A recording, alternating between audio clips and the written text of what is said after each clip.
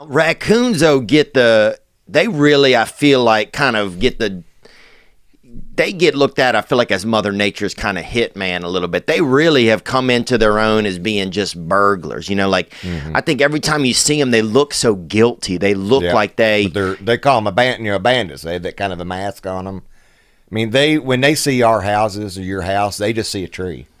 They see,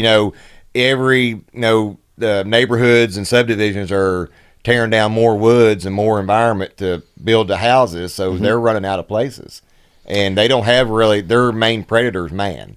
Wow. And so they when they look at your house, just like any of these animals, they just see a big tree, a funny looking tree.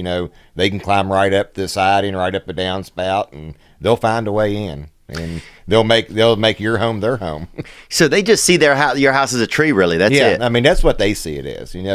Just a different type of structure. They want to be the female raccoons. They want to be up high. They want if they're not in like a cavity of a tree, so where they would be in the nature, because they want to be up high so that when they have their young, they're away from predators. They're away from things that could hurt their babies. One of their main concerns when they're having their babies is male raccoons.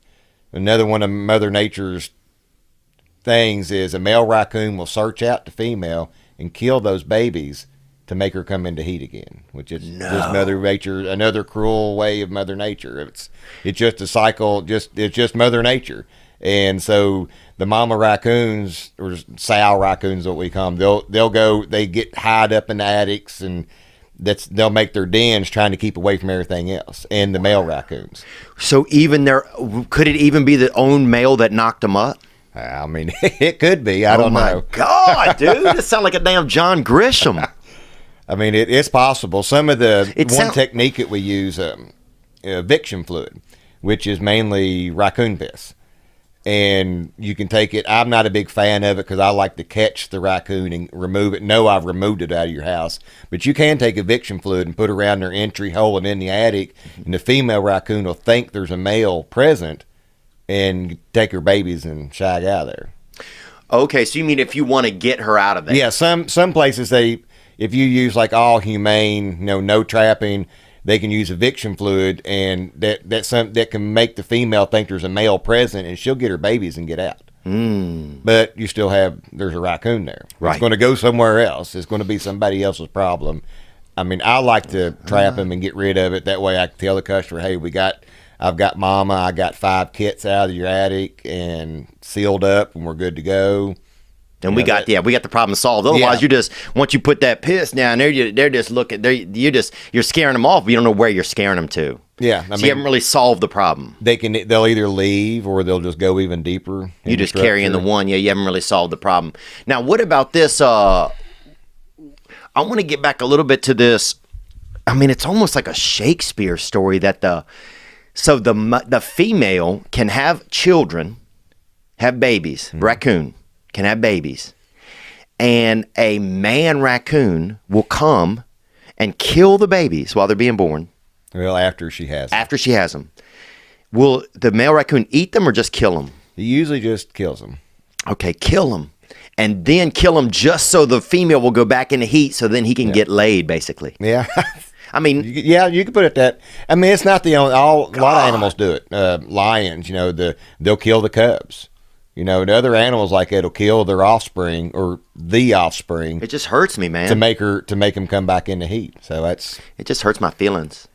I mean, that's not. I don't come across that very often, but I mean, I've found it where I'll come do an attic inspection and just find a bloodbath. Just little young. I mean, little kits. I mean, size of the pop can, and just be ripped open. Just horrible. Where the male raccoons come in and killed them all. I mean, it happens. You don't see it very often, which I don't see it very often. It's like some people may. It's like the first Forest 8 kind of. Yeah, I mean, it's like I said, Mother Nature's cool sometimes. How are they not a bigger problem? It seemed like they're after sex. You're saying they're doing sex in the attic, and they're, they're willing to kill children to get sex, and they're obviously breaking into people's homes. Like I see them in the recycling bin constantly, or I see them usually in the trash, and you ever see that one weird raccoon that's in the recycling bin? It's like, what is he? Yep. He's like he's reading in there or something, But I'll see the ones in, it's like. You'll go out at night. Here's what I find fascinating. You'll go out you'll drive through a neighborhood, in a peaceful, regular-looking neighborhood. Everything seems normal. And there's only 3 or 4 trees in the dang neighborhood. It wouldn't if you asked everybody all day, is there any raccoons in this neighborhood? People will put 0 on the form. And you come by at about 12:40, I feel like, or 11:15 p.m. and you'll see them in little groups of 3 just cruising along, man. It's like they can hide so. I mean, they hide right before your damn eyes, it seems like. So how are they not a bigger problem, and what kind of problem are they, these raccoons? And you can be honest with me. I mean, they're my raccoons every year through my business. It's getting bigger and bigger. There you go. I mean, it's getting to be more and more of a problem. I knew it. Like the more we build and go into the farmland, we're taking out their habitat. They're, like I said, the only natural real predator is man, is a car. And disease, which they get overcrowded like anything. They'll get disease, will get in them, distemper, or they get rabies, and they'll kill some of them off. But they are, I mean, a lot of people have them and don't know they have them. Really? You know, you might, if you're in a house, you might hear something every once in a while, and they're like, well, that's just raccoon. Yeah. No big deal. Or they ghost. don't come in here and bother me in my living room, because I'll be in houses, in attics. Oh, we just started hearing it last week. And it's obvious they've had it for years. Wow. Just some of people just don't know it. I mean, they're sneaky. They're sometimes quiet. You got the insulation in your attic, and they don't make a whole lot of noise, you know, or you overlook it as something else, or just don't want to know it. Just don't want to know what it is. And are they flame retardant?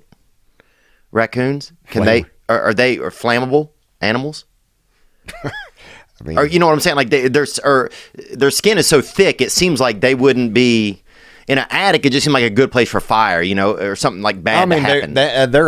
They're very tough creatures. I've had had one particular job this early spring or late winter, and it took us a month and 3 days for I caught 4 raccoons out of an attic. In a month and 3 days, the final raccoon came out. Oof. And what was he doing? Just hands up in denial? Well, they were juvenile, young raccoon, last year's raccoons, just denning. And just they're trap shy and won't, you know, they won't come out. I mean, in the summertime, it's not unusual to have a raccoon go a week, maybe 2 weeks in the summer, and an attic could be 140 degrees. I mean, they're a tough creature. Stay in there with no food or water. You know, sometimes they can get water. Your air conditioner will have a condensation pan. They'll sip off that bastard. They can get a little bit of water off that. They're sneaky, man. Know.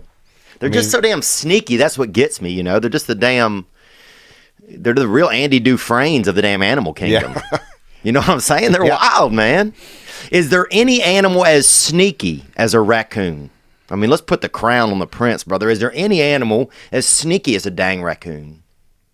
I gotta say, bobcats. There you sneaky. Go. That's. I mean, I don't get the calls, you know, for like they don't invade your homes like a raccoon does, but they got to be pretty sneaky. I mean, they're pretty sneaky.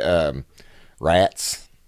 I do a lot of rat work. Oh, they can be pretty sneaky. So do I, brother. They're hard to get, and they're sometimes a pretty big challenge to get the rats. They're pretty sneaky. They don't like change, and you know, you mess with them, they'll change their routes and where they come in, and they're a sneaky animal. They're all kind of sneaky, you know, but those come to mind as being the most sneaky to me. There's that real fine line from cute to pest, isn't there? Yeah.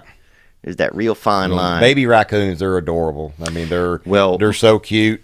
My grandmother didn't really like me, and whenever she died, or she was still alive, but we didn't get along well. But the lady, I remember this lady told me one time, my grandma didn't like me. This was her friend. Her friend told me that, and her friend had a raccoon on her when she told me. Her friend kept a raccoon as a pet. Hope you enjoyed that video, and you can watch another. And you can watch this one, you can watch this one. Different options, different choices. Some guy just brings you one option, not this guy. 2 options. Watch one, this one or this one.